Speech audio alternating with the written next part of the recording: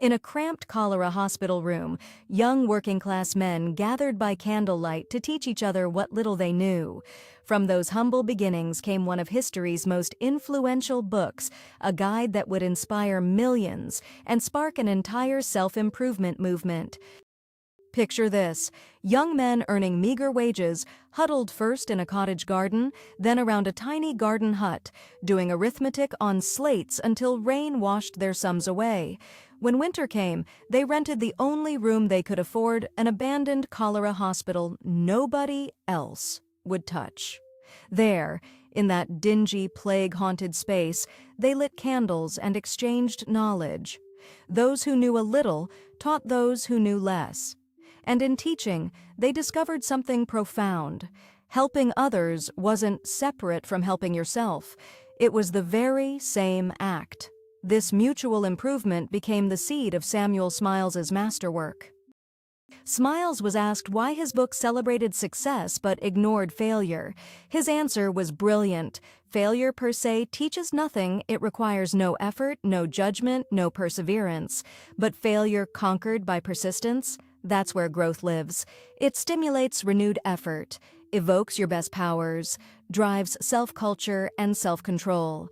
The merchant who went bankrupt isn't interesting. The merchant who went bankrupt, learned, rebuilt, and triumphed, that's the story worth telling. As Smiles put it, borrowing from the poet, "'Tis not in mortals to command success, we will do more deserve it." The trying matters more than the triumph.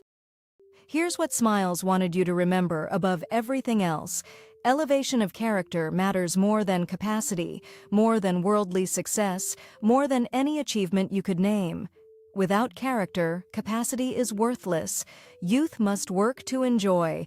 Nothing creditable comes without diligence. Difficulties aren't obstacles to avoid, they're challenges to conquer through patience and perseverance. This wasn't selfishness dressed up in noble language. Through his examples of educators, scientists, philanthropists, and missionaries, Smiles proved that becoming your best self inevitably means lifting others alongside you. True self-help was never about the self alone.